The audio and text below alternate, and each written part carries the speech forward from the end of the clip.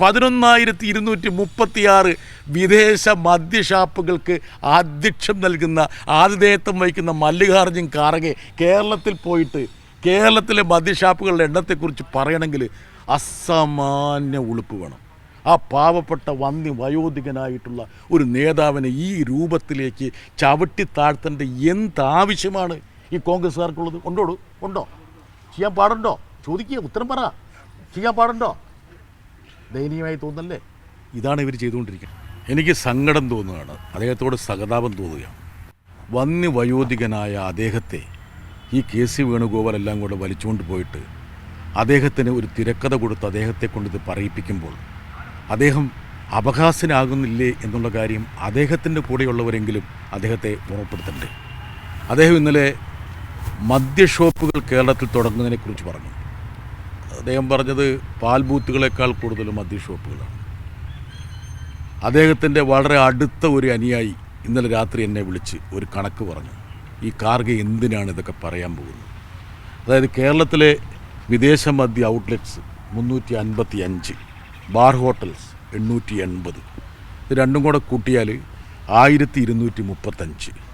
മല്ലികാർജ്ജുൻ ഖാർഗെയും അദ്ദേഹത്തിൻ്റെ മകനും അടക്കി ഭരിക്കുന്ന കർണാടക, പരോക്ഷമായി KC വേണുഗോപാലും കൂടി ഭരിക്കുന്ന കർണാടകയിൽ ഔട്ട്ലെറ്റ്സ് നമ്മുടെ 355 ആണെങ്കിൽ 4009 hotels and boardings എത്രയാണെന്നറിയോ?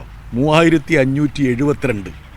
Bar and restaurant 3655.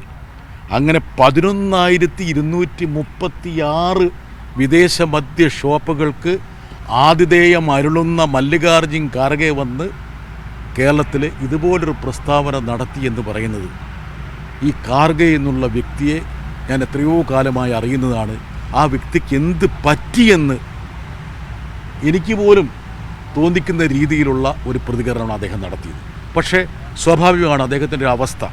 എല്ലാവർക്കും അറിയാം, അദ്ദേഹം കോൺഗ്രസ് പ്രസിഡൻ്റ് ആണെങ്കിലും യഥാർത്ഥ ഹൈക്കമാൻഡ് അദ്ദേഹമല്ല എന്നുള്ള കാര്യം അദ്ദേഹം തന്നെ പരസ്യമായി പറയുന്നത്. അപ്പോൾ കോൺഗ്രസിൻ്റെ പരിവാർ ഹൈക്കമാൻഡിൻ്റെ അടിത്തറ കേരളത്തിലായതുകൊണ്ട് തന്നെ ആ അടിത്തറയെ സംരക്ഷിക്കാൻ വേണ്ടിയിട്ട് അദ്ദേഹത്തിന് ഇതുപോലുള്ള ചില കോപ്രായങ്ങൾ പറയേണ്ടി വരുന്നു.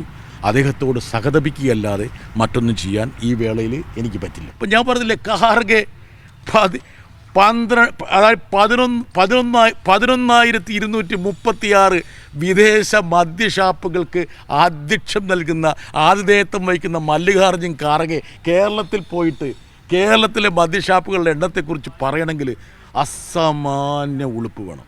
ആ പാവപ്പെട്ട വയോധികനായിട്ടുള്ള ഒരു നേതാവിനെ ഈ രൂപത്തിലേക്ക് ചവിട്ടി താഴ്ത്തേണ്ട എന്താവശ്യമാണ് ഈ കോൺഗ്രസ്സുകാർക്കുള്ളത്? ഉണ്ടോ? ചെയ്യാൻ പാടുണ്ടോ? ചോദിക്കുക, ഉത്തരം പറ. ചെയ്യാൻ പാടുണ്ടോ? ദയനീയമായി തോന്നല്ലേ? ഇതാണ് ഇവർ ചെയ്തുകൊണ്ടിരിക്കുന്നത്. നാളെയും ഖാർഗെക്ക് ഞങ്ങളെ കാണേണ്ടതല്ലേ? ഈ എണ്ണം ഞാൻ കാണിച്ചു കൊടുക്കില്ലേ? ഹേയ് ഖാർഗെജി, ഇന്ത്യ അലയൻസ് മീറ്റിംഗ് ഞാൻ ഇരിക്കുമ്പോൾ പറയില്ലേ? ഖാർഗെജി, 11,236 വിദേശ മദ്യ ഔട്ട്ലെറ്റ്സ് നിങ്ങളുടെ മകൻ ഉൾപ്പെടെയുള്ള ഗവൺമെൻറ് നൽകിയിട്ട് അതിന് അധ്യക്ഷം വഹിച്ചുകൊണ്ടിരുന്നിട്ട് കേരളത്തിൽ വന്നിട്ട് ദക്ഷിണേന്ത്യയിൽ ഏറ്റവും കുറവ് മദ്യഷാപ്പുകളുള്ള സ്ഥലമാണ് കേരളം. ഏറ്റവും കുറവ്. 2,58,00,000 ടൂറിസ്റ്റുകൾ കേരളത്തിലേക്ക് വന്ന് ടൂറിസത്തിന് അനിവാര്യമായിട്ടുള്ള ഒരു ഘടകമാണ് ഈ പറയുന്ന ഈ ബാറുകളും ബിയർ പാർലറുകളും എന്നുണ്ടായിട്ട് പോലും ദക്ഷിണേന്ത്യയിൽ ഏറ്റവും കുറവ് യൂണിറ്റുകളുള്ള സ്ഥലത്തെ നോക്കിയിട്ട് ഈ മല്ലികാർജ്ജുൻ ഖാർഗെ എന്നുള്ള ഈ വയോധിനെ കൊണ്ട് ഇത് പറയിപ്പിക്കണമെങ്കിൽ ഈ കോൺഗ്രസ്സുകാർക്ക് എന്തെല്ലാം വിവരക്കേടാണ് ഉള്ളത്. ഇതുപോലുള്ള മണ്ടത്തരം ഇവിടെ വേറെ ആരെങ്കിലും കാണിക്കൂ?